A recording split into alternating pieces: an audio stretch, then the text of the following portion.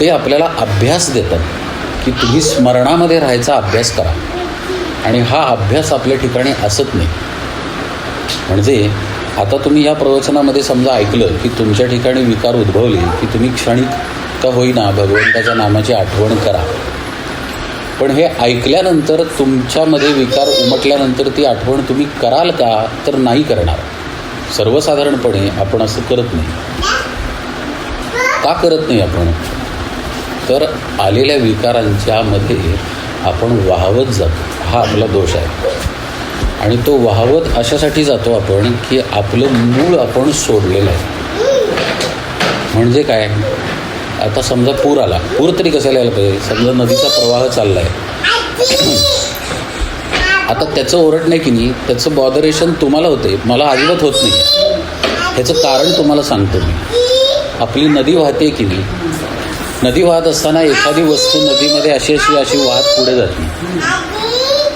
ती केव्हा वाहेल, जर त्या वस्तूला कोणी धरलेलं नसेल तर. समजा एखादा बॉल आहे, पण तो बॉल समजा मी झाडाला बांधला, तो प्रवाहातच आहे पण तो वाहत जाणार नाही. त्याला हेलकावे बसतील पाण्याचे, पण त्या झाडापाशी तो संलग्न राहील. तुम्हाला समजते मी काय सांगतो या उदाहरणांमधनं. तुम्ही जर तुमच्या अंतर्मुख होऊन विचार केला की मी कशासाठी हे उदाहरण देतो, तर तुम्हाला अर्थ कळेल मी काय म्हणतो त्याचा. तो बॉल त्या प्रवाहामध्ये वाहत जाणार नाही. आता हे उदाहरण का द्यायचं, कारण प्रवाहावरती आपली सत्ता नाही. तुमची सत्ता आहे का तुमच्या मांडीवर असलेल्या लेकरावरती, तर वस्तुस्थिती अशी आहे की नाही आहे. पण आपण त्याला माझं म्हटले की नाही, हाच आपला भ्रम आहे. हा आपला भ्रम आहे. आणि हा भ्रम तुम्हाला मी सांगितल्यानंतर पटतंय की तो भ्रम आहे, पण त्या भ्रमाच्या जाणीवेमध्ये आपण जाऊ शकत नाही, कारण तिथे मायेचा जोर आहे. भगवंताचं नाम हे जसं पाण्यामध्ये निवळी फिरवली, काय म्हणतात त्याला, तुरटी फिरवली की गाळ जसा खाली बसावा, म्हणजे तुरटी गाळाला धरून खाली बसवत नाही. नीट ऐका बरं का. तुरटी पाण्यामध्ये फिरवणे हा या घटनेचा परिणाम असा आहे की गाळ खाली बसणे.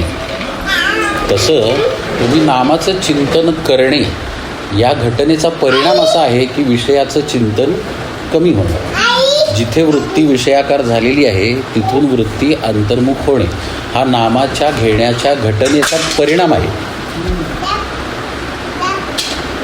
का असं आहे, कारण आपण मूलतः देह, मन आणि बुद्धी या काय म्हणायचं, या पार्श्वभूमीवरती वावरत असतो. आणि प्रत्येक गोष्टीचा एक गुणधर्म आहे. जसं मिठाचा खारटपणा आहे, साखरेचा गोडपणा आहे, तिखटाचा तिखटपणा आहे, तसा देहाचा एक गुणधर्म आहे. तो असा की क्षय होत जाणे हा देहाचा गुणधर्म आहे. तुम्ही किती पण क्रीम लावा, 70ची मुलगी 10 वर्षाच्या मुलीसारखी दिसत नाही. बाई 70ची, किंवा काहीही करा, दात हे पडणारच आहे. ते तुम्ही ऊस खावा नाहीतर काहीही करा, ते पडणारच आहे. शरीराचा हा गुणधर्म आहे की क्षय होणे. तसंच बुद्धीचा हा गुणधर्म आहे की निर्णय घेणे, निश्चय करणे. निश्चयात्मिका बुद्धी असं म्हटलेलं आहे बुद्धीला. तसंच मनाचा गुणधर्म आहे की विचार करणे. काय हरकत आहे आता हिनं जरा शांत बसायला, पण हिला कुठं कळते शांत बसायचं.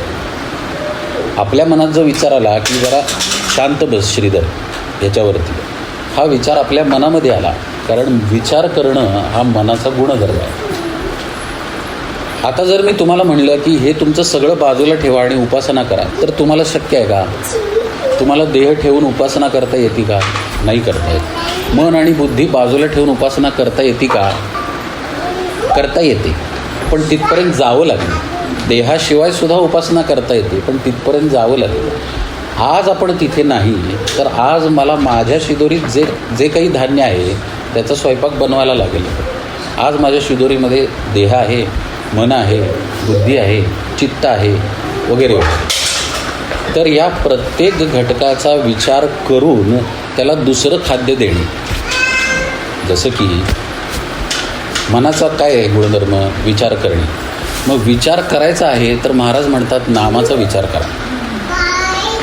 मन काय करतं? कल्पना करतं, संकल्प विकल्प करतं. आता इथे घरी बसल्यानंतर, तुमच्या घरात बसल्यानंतर मी मनात असा विचार आणू शकतो की कुठल्या पक्षाची कुठली निवडणुकीच्या प्रचाराची मिरवणूक निघाली असेल, कोण असतो, मला घरी जायला ट्रॅफिक लागेल का नाही, कोण असतो, त्यात ऊन वाढले, अरे इडली सांबार तर केलंय म्हणतात पण सोडा जास्त घातला असेल तर. आता हे मी काय केलं, हे मायापुढं चित्र निर्माण केलं. महाराज म्हणतात तुम्ही मानसपूजा करा ना, तुम्हाला मनाचा वापर करायचा आहे ना, तर तुमच्या सद्गुरूंना समोर ठेवा. हे मनानंच करतो बरं का आपण. मग त्यांना स्नान घाला, त्यांच्या पादुकांची पूजा करा, त्याला फूल अत्तर वाहा, जे काय नैवेद्य असेल ते. तुम्हाला आईस्क्रीम खावं वाटतं ना, महाराजांना आईस्क्रीम द्या. म्हणजे मी मनाला टाकलं नाही, पण मनाचा मी वापर केला, मनाच्या या गुणधर्माचा वापर केला की विचार करणे. असं प्रत्येक गोष्टीचा वापर करायला संत सांगतात. आणि तो वापर करण्यामध्ये आपण कमी पडतो, कारण आपण सहज स्वभावामुळं, सहज स्वभाव असा शब्द आहे बरं का, सहज स्वभावामुळं आपण विषयांच्या आहारी जातो आणि वाहत जातो. म्हणून संत वारंवार असं सांगतात की तुम्ही नाम घ्या. म्हणून संतांनी किंवा तुकाराम महाराजांनी ही विनवणी केलेली आहे. एक गोष्ट लक्षात घ्या, जो ऐकतो त्याला विनवणी करायची गरज आहे का? ऐकणारे आपण असतो तर त्यांना विनवणी करावी लागली नसती. ते म्हणतात विनवितो तुम्हाला. महाराज म्हणतात तुम्ही नाम घ्या, मी तुमच्या दारात कुत्रं होऊन राहतो. विनवणी करतात, भीक मागतो म्हणतात, पण तुम्ही नाम घ्या. कारण आपण श्री महाराजांनी सांगितल्यानंतर सुद्धा नाम घेत नाही. आपण स्वामींकडून अनुग्रह घेतल्यानंतर सुद्धा ध्यानाला बसत नाही. बसत नाही की नाही? मग आपण करत नाही म्हणून विनवणी केलेली आहे संतांनी. लागून या पाया विनवितो तुम्हाला, करे टाळी बोला मुखे नाम. ही विनवणी तेवढ्यासाठी आहे. आणि दुसऱ्या ओळीमध्ये ते म्हणतात की विठ्ठल विठ्ठल म्हणा वेळोवेळा, हा सुख सोहळा स्वर्गी नाही.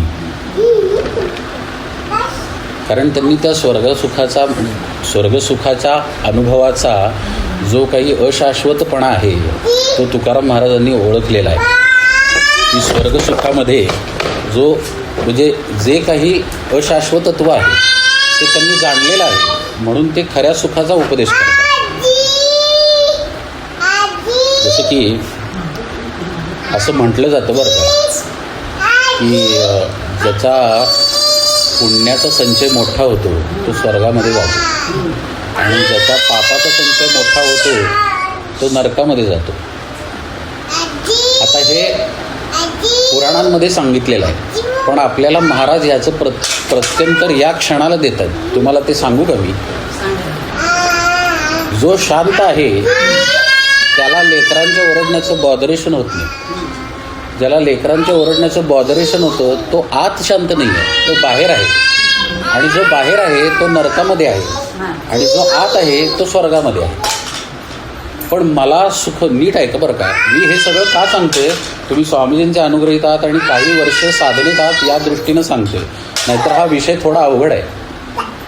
आता आत मला सुख आहे हे जाणणारा तिथे आहे तोपर्यंत ते देहाचं सुख आहे, देहभावाच्या सापेक्ष सुख आहे. हा सुख जाणणारा जेव्हा सुखामध्ये विलीन होतो त्यावेळी ते आत्मसुख आहे. आणि आत्मसुखाची अनुभूती संतांनी घेतलेली असल्यामुळं ते म्हणतात देहसापेक्ष तुम्हाला जे सुख मिळतं, जे समाधान मिळतं ते क्षणिक आहे. ते क्षणिक असल्यामुळं त्याच्या नादाला तुम्ही लागू नका. या संतांच्या तत्त्वज्ञानाचा बरेच लोक विपर्यास करतात. ते विपर्यास अशासाठी करतात की मग आमच्या सुखासाठी आम्ही धडपड करायची नाही का? आता लेकरं ओरडत आहेत तर त्यांना शांत करायचं नाही का? किंवा त्यांना भूक लागली तर ते ओरडत आहेत, मग त्यांना खायला द्यायचं नाही का? मुद्दा देहसंबंधित विषय भोग घेऊ नयेत हा मुद्दा नसून त्या भोगांच्या ठिकाणी आसक्त असू नये हा मुद्दा आहे संतांना सांगायचा. म्हणजे केलेलं इडली सांबार खायचं नाही असा विषय नाही आहे, ते खायचं आहे, पण त्यात आसक्त असू नये असं महाराज सांगतात. आसक्त असण्याच्या काही खुणा आहेत त्या तुम्हाला सांगतो. म्हणजे तुम्हाला काय म्हणायचं इंग्लिशमध्ये, त्याला डिस्टिंग्विश करता येईल की मी भोग भोगतोय का मी आसक्त आहे. केलेल्या इडली सांबाराची तुलना आत्ता तुम्ही जे केलेलं आहे त्या इडली सांबाराची तुलना माझ्या दृष्टीनं मी जे इडली सांबार चांगलं म्हणून खाल्लेलं आहे माझ्या स्मृतीमध्ये, त्याच्याशी तुलना करून ह्याला निंदा, या इडली सांबाराची निंदा करणं हे दर्शवतं की तुम्ही त्या भोगामध्ये आसक्त आहात. फक्त समोर आल्यानंतर तो भोग भोगणं आणि भोग आसक्तीनं भोगणं या दोघात फरक आहे. जसे आपले आत्ता श्वास चालू आहेत, सगळ्यांचे चालू आहेत ना, मग आपण आत घेतलेली हवा आसक्तीरहित आत घेतो. हे आसक्तीरहित राहणे, आपला त्या श्वासाच्या ठिकाणी आसक्त भाव नाही आहे, हे सहज करतो आपण. पण विषयोपभोगांच्या ठिकाणी आपण असं सहज रीतीनं वर्तन करत नाही, आसक्त होऊन वर्तन करतो. आणि आसक्त झालं की सुखदुःख येतात. म्हणजे मला जर रोहिणीच्या चवीशी जुळणारी किंवा त्याच्यापेक्षा चांगली चव काकूंच्या हातची मिळाली तर मला सुख होतं. समजा नाही मिळाली तर माझी चिडचिड होते, किंवा अगदी चिडणं मी ताट फेकून देणार नाही, पण मला नाराज येते की काय केलं, बरं ठीक आहे असू दे, असं जे आपलं तोंड वाकडं होतं, हे सुख आणि दुःख हे आपल्या आसक्तीमुळं आपल्या पदरात पडतं. हे जे तुकाराम महाराज म्हणत आहेत की हा सुख सोहळा स्वर्गी नाही, हे त्यात ते हे सांगतायत की तुमच्या इंद्रिय सुखांच्या पलीकडे एक आत्मसुख आहे जे तुम्ही अनुभवा. काही तत्ववेत्ते लोक असे आहेत, आजही आहेत समाजामध्ये, की त्यांचं असं म्हणणं आहे की ही जी गोष्ट आहे आत्मसुखाची ही काल्पनिक आहे, म्हणजे उगाच सांगायचं म्हणून सांगितलेलं आहे. पण अशी वस्तुस्थिती नसून तुकाराम महाराजांसारख्या संतांनी हे सुख उपभोगलेलं आहे, त्या सुखामध्ये ते राहिलेले आहेत आणि म्हणून ते हा उपदेश करतात की दिस इज बेटर. जसं आपण म्हणतो ना की म्हणजे तुम्ही लहान बाळांचे कपडे घ्यायला जरी गेला तरी हे ह्याच्यापेक्षा बरं आहे, म्हणून आपण जे बरं आहे ते उचलतो ना. का बरं आहे ते माहीत असून आपण घाणेरडं उचलून घरी आणतो का आपण? असं जी वस्तू चांगली आहे तीच वस्तू घ्यायला जातो ना आपण. फार तर फार आपण तिथं काय विचार करतो, आपल्या परिस्थितीचा विचार करतो. ठीक आहे, एका फ्रॉकसाठी मला 10,000 रुपये जमणार नाहीत खर्च करायला, पण 3,000मध्ये चांगला येतो आहे जो या फ्रॉकपेक्षा चांगला आहे, मग आपण 3,000चा फ्रॉक घेतो मुलीसाठी आणि घरी येतो. म्हणजे आपली ऐपत जशी आहे त्या ऐपतीमध्ये आपण जे चांगलं आहे ते घेतो. मग जेव्हा तुकाराम महाराज इथं सुखाचा उपदेश करतात त्यावेळी ते आपली ऐपत जाणून करतात. एवढं तर खरं आहे. मग आपली ऐपत काय आहे? आपली ऐपत ही आहे की आपला जो जीव आहे तो आत्मस्वरूप होण्यासाठीच जीव म्हणून आहे, ही आपली ऐपत आहे. म्हणजे इथे उपस्थित असलेल्या प्रत्येक व्यक्तीमध्ये आत्मस्वरूप होण्याची क्षमता आहे, किंबहुना तो त्याचा हक्कच आहे. म्हणजे त्यानं व्हायलाच पाहिजे आत्मस्वरूप. त्यासाठीच तो नरदेह घेऊन आलेला आहे की स्वरूपामध्ये त्यानं विलीन व्हावं. ही आपली ऐपत आहे.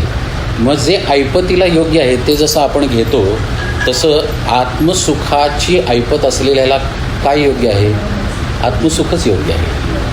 म्हणून तुकाराम महाराज म्हणतात की विठ्ठल विठ्ठल म्हणा वेळोवेळा हा सुख सोहळा स्वर्गी नाही. स्वर्गी म्हणजे त्याच्यात दुसरा एक असा बोध आहे की स्वर्ग ही संकल्पना मृत्यूनंतरची आहे. आपल्याकडं म्हण आहे बघा, काय मेल्याशिवाय स्वर्ग दिसत. तर ते म्हणतात की तुम्ही हे जे स्वर्गसुखापेक्षा इंद्रिय सुखापेक्षा श्रेष्ठ असलेलं जे आत्मसुख आहे ते तुम्ही या देहातच मिळवू शकता. जोपर्यंत या देहामध्ये आहात तोपर्यंत तुम्हाला ही संधी आहे की तुम्ही साधन करून आत्मसुख प्राप्त करून घ्या. आणि ते साधन त्यांनी अलीकडच्या वेळेत सांगितले, विठ्ठल विठ्ठल म्हणा वेळोवेळा. दासराम महाराज म्हणायचे वेळोवेळा म्हणजे वारंवार नव्हे, वेळोवेळा म्हणजे वेळ आणि अवेळ, श्वास घेणे आणि श्वास सोडणे. श्वास घेणे वेळ आणि श्वास सोडणे म्हणजे अवेळ. आपल्या श्वसनाशी संबंधितच साधन आहे. ध्यानाचं साधनही असलं आणि नामस्मरणाचं साधनही असलं तरी जे हे आतबाहेर होतं आहे त्याचं वर्णन समर्थसुद्धा करतात की उगाच एकांती बैसावे तेथे हे समजून घ्यावे आणि सांडावे प्रभंजनास, असं ते म्हणतात. पुढे त्यांनी तो विषय सोहमकडेच नेलेला आहे की धरिता सो टाकीता हम, अखंड चाले सोहम सोहम हे अखंड आपल्या देहामध्ये सुरू आहे. आपला श्वास आत येतोय, आपला श्वास बाहेर जातोय. आत येताना तो सोचा ध्वनी करतो, बाहेर जाताना तो हमचा ध्वनी करतो. म्हणजे हा बोध आपल्याला जीव देतो की तो परमात्माच मी आहे. आणि हा बोध प्रत्येक वेळोवेळी म्हणजे विठ्ठल विठ्ठल म्हणा वेळोवेळा, प्रत्येक श्वासाला प्रत्येक क्षणाला हा बोध ठसवणं हे साधन आहे. म्हणजे विठ्ठल विठ्ठल म्हणायचं आहे म्हणजे तो विठ्ठल परमात्माच मी आहे अशा दृष्टीने विठ्ठल म्हणायचं आहे. म्हणजे विठ्ठल म्हणजे आणि कुठली बाहेरची देवता आणि मी वेगळा उपासना करणारा कोण जो असेल तो, असा भेद उपासनेमध्ये नाही आहे. उपास्य दैवत आणि उपासना करणारा आणि उपासनेचं जे नाम आहे ते तिन्ही मूलतः एकच आहे. विठ्ठलच विठ्ठलाचं विठ्ठल नाम घेतो अशी ही साधना आहे. विठ्ठल विठ्ठल म्हणा वेळोवेळा. मग हा सुख सोहळा स्वर्गी नाही, कारण हा देहातच आहे, तुमच्या आतच आहे. तुमचं आत्मसुख तुमच्या जवळच आहे. जशी ती एक गोष्ट सांगितली जाते की एका आजीबाईंची एक सुई हरवली आणि ती बाहेर शोधायला लागली रस्त्यावरती. आणि संध्याकाळची वेळ होती तर तिने दिवा घेतला आणि शोधायला लागली. माणसाने विचारलं काय सुई शोधते, कुठं हरवली? घरात हरवली आहे. मग घरात हरवली असेल तर रस्त्यावर शोधून कसं होईल? मग ती घरातच शोधायला लागेल ना. तसं सद्गुरू हेच करतात की तुझ्या आत ते आहे हे तुला सांगतात. त्यांचा तोच मुख्य बोध आहे, तत्त्वम असी. हाच बोध आहे ना, तर कुठला दुसरा बोध केला आहे नाही. तत्त्वम असी हेच स्वामीजींनी सांगितलं आहे ना, तेच तू आहेस हा बोध स्वामीजी करतात, हा बोध सद्गुरू करतात. तेच तुकाराम महाराज म्हणतात विठ्ठल विठ्ठल म्हणा वेळोवेळा. वेळोवेळा म्हणजे तुमच्या अंतरामध्येच. मग त्यासाठी भ्रूमध्याकडे लक्ष पाहिजे. हा विषय आणखीन खोलात नको जायला, कारण पुढच्या 2 ओळी बघायच्या. पुढच्या 2 ओळीमध्ये ते म्हणतात कृष्ण विष्णू हरी गोपाळ मार्ग हा प्रांजळ वैकुंठीचा. आता थोडंसं याच्यामध्ये थोडं टेक्निकल होतं. वैकुंठ हे मी इथून 4 किलोमीटर गेलो किंवा पृथ्वीलोक ओलांडून दुसऱ्या कुठल्या तरी लोकांमध्ये गेलो असं कुठलंही स्थान नाही आहे.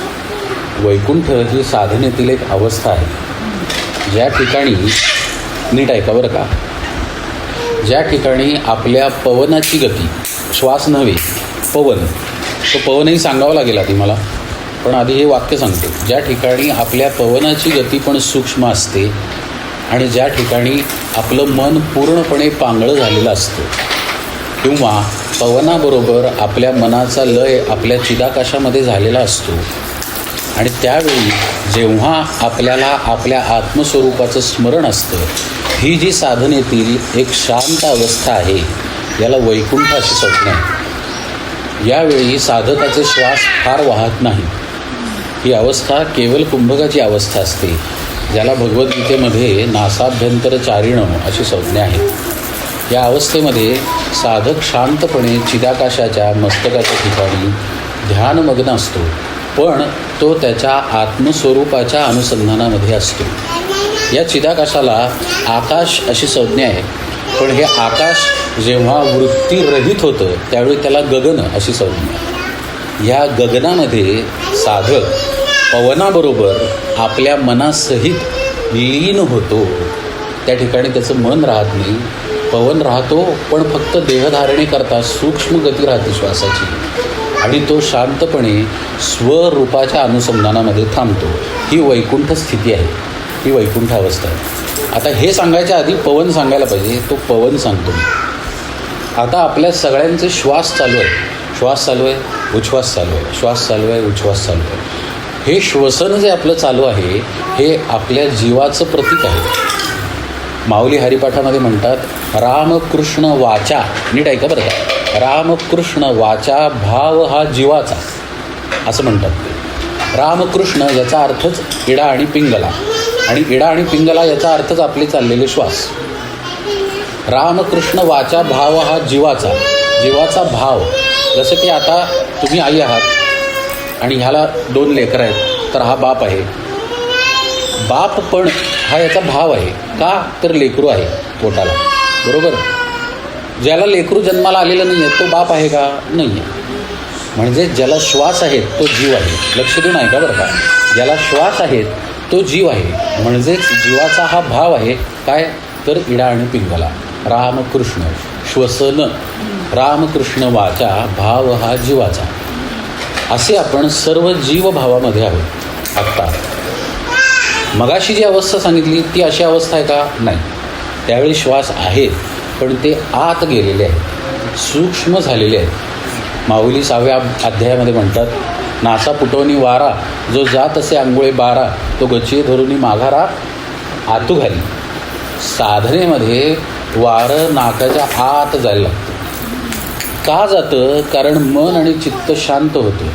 आणि तसं का होतं? कारण आपल्या श्वासांची गती आणि मनाची चित्ताची गती ही परस्परावलंबी आहे. ज्यावेळी चित्त आणि मन शांत असतं त्यावेळी श्वासही संथ असतात.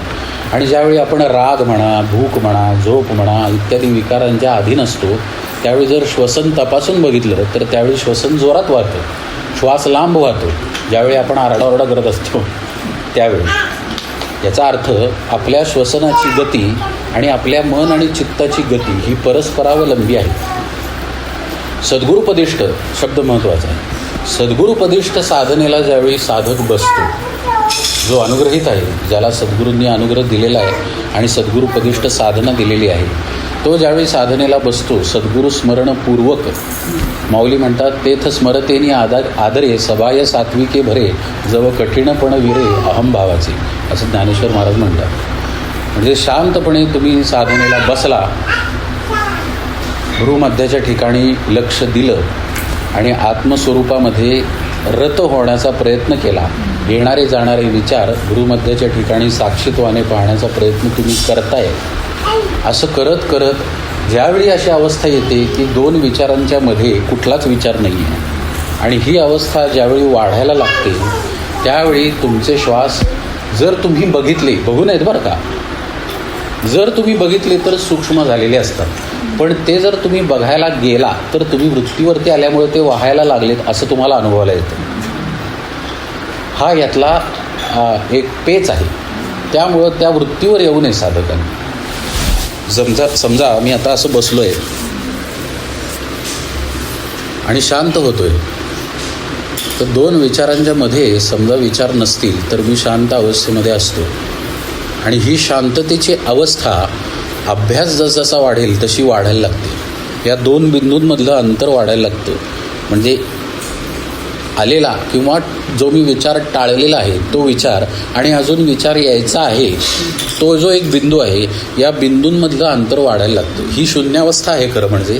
पण शून्याच्या पलीकडं पण आणि 2-3 प्रकारची शून्य आहेत, त्याच्यात नको झालं मग तर झोप येईल सगळ्यांना. मग ही शून्यावस्था वाढायला लागते. ही जेव्हा वाढलेली असते, ज्यावेळी कुठलेच विचार नसतात मनामध्ये आणि मी आत्मा आहे हा विचारही असत नाही. हा विचार असणं म्हणजे शब्दरूपानं प्रगट असणं. तिथं ते असत नाही. जर मी ते शब्दरूपानं स्मरण ठेवलं तर मी वृत्तीवरती आहे असा स्पष्ट अर्थ होतो. शब्दरूपाने मी आत्मा आहे, मी तोच आहे बरं का, हां मी तोच आहे असं नसतं. तिथे मी आत्मा आहे हा बोध तिथे असतो. जसं की तुम्ही दिवस रात्र स्वतःला सांगत नाही की तुम्ही संदीपचे बाप आहे का सांगता. तुम्ही सांगायला लागला तर तुम्हाला ॲडमिट करावं लागेल, मी याचा बाप आहे, हे मी याचा बाप आहे बरं का, असं म्हणत नाही आपण. आपल्या ठिकाणी हा बोध आहे की मी ह्याचा बाप आहे. हा अर्थ आहे बोधाचा. बोध म्हणजे काय कळत नाही लोकांना म्हणून सांगतो. हा अर्थ आहे याचा की तुम्ही याचे बाप आहात. ही जाणीव तुमच्या ठिकाणी अखंडत्वानं आहे. झोपेतनं उठवलं तरी तुम्ही याचे बाप नाही असं असू शकत नाही, आहात. हा जो बोध आहे तसाच बोध आत्मस्वरूपाचा असावा लागतो. त्या बोधामध्ये साधक चिदाकाशामध्ये आपल्या पवनासहित मनाला घेऊन थांबतो. आणि असा तो थांबलेला असताना आपलं जे सूक्ष्म चलन चाललेलं आहे श्वासामध्ये त्याला पवन अशी संज्ञा. आणि ह्या पवनाला घेऊन चिदाकाशामध्ये जेव्हा साधक शांतपणे थांबतो आणि ही अवस्था त्याची जेव्हा वाढायला लागते तेव्हा त्याचं साधन फलीभूत व्हायला लागतं. मामा महाराज त्यांच्या अभंगामध्ये म्हणतात, जैसा जैसा वाढे काळ पवन विजयाचे बळ. हा जो पवन आहे याच्या विजयाचं बळ साधकाला येतं. वाढे दासाचे अंतरी पूर्ण होता साक्षात्कारी, असा हा पूर्ण विषय आहे. म्हणजे या अवस्थेमध्ये राहण्याचा अभ्यास हेच साधन आहे. या साधनामुळं आणि या अभ्यासामुळं आत्मज्ञान प्राप्ती होते का? नाही. आत्मज्ञान ही वस्तू कशामुळे प्राप्त होऊ शकते अशी नाही. कारण आत्मा हा स्वसंवेद्य आहे. स्वसंवेद्य याचा अर्थ जो स्वतःला जाणू शकेल असा आत्मा आहे. त्यामुळं मी केलं म्हणून मला आत्म्याचं ज्ञान झालं ही वस्तुस्थिती अस्तित्वात नाही आहे. ही स्थिती अस्तित्वात नाही आहे. हा मोबाईल मला हलवल्यानंतर इकडे हलतो, मी हलवल्यानंतर हा हलतो, म्हणजे मी हलवल्यामुळं ह्याची जागा बदलली. ही गोष्ट आत्म्याच्या बाबतीत घडू शकत नाही. तुम्ही साधन केलं म्हणून आत्मज्ञान होत नसून आत्मज्ञान प्राप्तीचा अनुभव, नीट ऐका बरं का, आत्मज्ञान प्राप्तीचा अनुभव आत प्रतिबिंबित व्हावा किंवा त्या अनुभवाला पेलण्यासाठी आपण समर्थ व्हावं ही क्षमता साधन वाढवतं साधकातली. आत्मज्ञान तिथे आहेच. तुम्ही जागृतीत त्याच्या असा अगर नसा. आत्मा नाही असं नाही. त्यामुळं आत्म्याचा प्रकाश नाही असं नाही. आत्म्याचा प्रकाश आहे म्हणून तुम्ही ऐकताय माझं बोलणं आणि मी बोलू शकतोय. पण तुम्ही आत्मज्ञानात नाही आणि मी आत्मज्ञानात नाही. माझी आपली पोपटपंची चालू आहे. हे दोन्हीही आपण करू शकतो. तुम्ही ऐकू शकता आणि मी बोलू शकतो. कारण आत्म्याचा प्रकाश आहे. या आत्म्याच्या प्रकाशाच्या ठिकाणी आपण जाणं म्हणजे साधन आहे. जसं की सूर्य आहेच. तुमच्या इथे दिवस झाला म्हणून तुमच्या इथे सूर्य आला असं नाही आहे. सूर्य आहेच आहे. तुम्ही फिरून त्याला काय झाला? सन्मुख झाला. सूर्य होताच, त्याला तुम्ही सन्मुख झाला म्हणून तुमच्या इथे दिवस झाला. बरोबर. जे विन्मुख आहेत त्यांच्या तिथे काय आहे? रात्र आहे, अंधार आहे. तसंच जे विन्मुख आहेत आत्म्याला त्यांच्या इथे काय आहे? जीवभाव आहे. आणि जीवभाव असल्यामुळं काय आहे? रामकृष्ण वाचा, भाव हा जीवाचा. मग जीवभाव असल्यामुळं मी जीव, माझं बंधन, माझं आहे जन्म मरण हा भ्रम आहे. त्यामुळं माझं बंधन असल्यामुळं मी आणि माझं आले. त्यामुळं कडेवरचं लेकरू माझं आहे. माझं आहे ते, पण माझं आहे असं आपलं झालं. नुसतं माझं आहे असं नाही आहे. माझं झालं. आसक्त झालो आहे आपण. कारण जीवाच्या ठिकाणी आसक्तीचे गुणधर्म आहेत, दोष आहेत. सत्व आहे, रज आहे, तम आहे, विकार आहेत, षड्विकार आहेत. त्याच्यामध्ये ह्या सगळ्यांनी युक्त जीव आहे. यातलं काहीही आत्म्यापाशी नाही. त्रिगुण आत्म्यापाशी नाही, षड्विकार आत्म्यापाशी नाही, माझं तुझं आत्म्यापाशी नाही, अज्ञान ज्ञान दोन्ही आत्म्यापाशी नाही, जाणीव नेणीव भगवंती नाही, हरि उच्चारणी पाही मोक्ष सदा. तिथे ज्ञानही नाही, तिथे अज्ञानही नाही. मी तुला जाणलं हेही तिथे नाही, मी तुला जाणलं नाही हेही तिथे नाही. असा तो आत्मा असल्यामुळं त्याला सन्मुख होण्यासाठीची साधना सद्गुरू देतात की जेणेकरून त्या आत्मज्ञान प्राप्तीच्या अनुभवाला आपण पात्र व्हावं. आणि इथे दुसरी ओळ आहे, इथे पुढची ओळ आहे. सकळासी येथे आहे अधिकार, कलियुगी उद्धार हरीच्या नामे. पण तुकाराम महाराज असं म्हणत नाहीत की सकळ इथे पात्र आहेत. ते म्हणतात अधिकार आहे. पात्र आहेत तुम्ही असं म्हणत नाहीत ते. आता अधिकार असणं आणि पात्र असणं ह्याच्यात काय फरक आहे सांगा बरं काकू? ह्याच्यात फरक हा आहे की तुम्हाला वाहन चालवण्याचा अधिकार आहे, पण तुम्ही पात्र असाल तर तुम्हाला लायसन्स मिळतो. मला चालवायचा अधिकार आहे की गाडी, पण मला जर त्याची पात्रता नसेल तर मी चालवली पाहिजे का गाडी? नाही चालवली पाहिजे. तसंच मला चालायचा रस्त्यानं अधिकार आहे, पण माझ्यात जर पात्रता नसेल, म्हणजे मला हे कळत नसेल की मी कुठल्या दिशेला चाललो आहे भ्रमिष्ठासारखा, तर त्यानं चालावं का? तर नाही.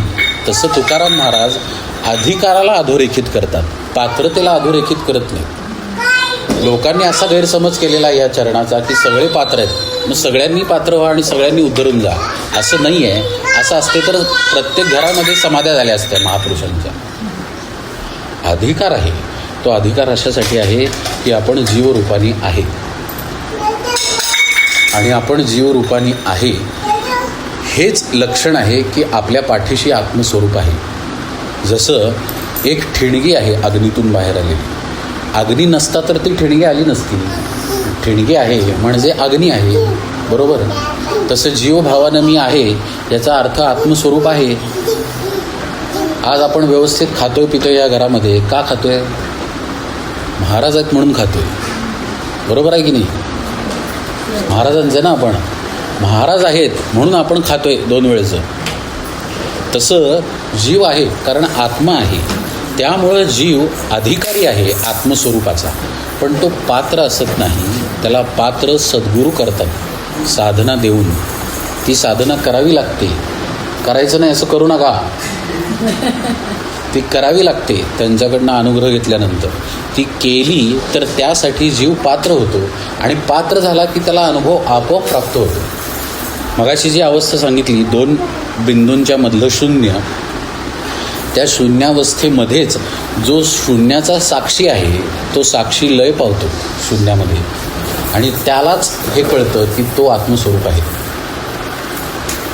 म्हणजे खिडकीतून आपण रस्ता बघतोय तर आपण रस्ता बघतोय हा द्वैतभाव असतो त्या ठिकाणी. तर एक क्षण असा येतो की जो रस्ता बघणारा आहे तो त्या रस्त्याशीच एकरूप होतो. भगवंताचं नाम आणि नाम घेणारा हा एकरूप होतो आणि त्यामुळे तिथं भगवंत प्रगट होतो. हा त्रिपुटीचा लय आहे. जेव्हा नाम, नामी आणि नामधर हे एकमेकात मिसळले जातात त्यावेळी तिथे आत्मस्वरूप प्रगट होतं. असा हा सगळा विषय आहे. आणि शेवटच्या वेळी ते म्हणतात, तुका म्हणे नामापाशी 4 मुक्ती. आता अर्थ तिथं आला जातो. अशा अवस्थेला जर पोचला साधक तर 4 मुक्तींच्या डोक्यावर बसलाच ना तो गोंदावले कर त्याचे पायी मुक्ती 4. दास दासांचे माहेर ऐसा नाही पाहिला. म्हणजे मी गेलो गाडी काढून गोंदवल्याला तर 4 मुक्ती मिळत नाहीत. त्यांचे पायी मुक्ती 4 म्हणजे त्यांच्या पायी ह्या मुक्ती आहेत. याचा अर्थ साधनेमध्ये या मुक्ती आहेत. त्यांचे पाय म्हणजे साधन बरं का. निसर्गदत्त महाराजांचं पण वाक्य आहे, 6 अहम ही जी आपली श्वसनाची गती चालू आहे, सोहम हा आपला श्वासामध्ये जो बोध आहे तेच आपल्या सद्गुरूंचे चरण आहेत. निसर्गदत्त महाराज म्हणतात, मामा महाराज म्हणतात 6 अहम अहम 6 गुरु पादुका या महा, असं मामा महाराज म्हणतात. आपले गुरुचरण आपल्या जवळच आहेत श्वसनाच्या माध्यमातून. फक्त अनुसंधान साधायचं आहे. आणि अनुसंधान कुठे लक्ष देऊन साधायचं, कशा पद्धतीनं साधायचं याची युक्ती सद्गुरू आपल्याला देतात. म्हणजे त्या चरणात आणि ती युक्ती केली आपण. साधन जर बुडवलं नाही, साधन जर नियमित केलं तर ते गुरुचरणी राहणार. म्हणून तुकाराम महाराज म्हणतात, तुका म्हणे नामापाशी 4 मुक्ती ऐसे बहुता ग्रंथी बोली गेले म्हणतात. हे तुम्हाला मी काय वेगळेपणानं सांगू, सगळेजण आजपर्यंत सांगत आलेले आहेत असं ते म्हणतात. ह्या चरणांपाशी आपण राहूया एवढी प्रार्थना करूया. विठ्ठल विठ्ठल विठ्ठल विठ्ठल पार्वती पते हर हर महादेव श्री गुरुदेव.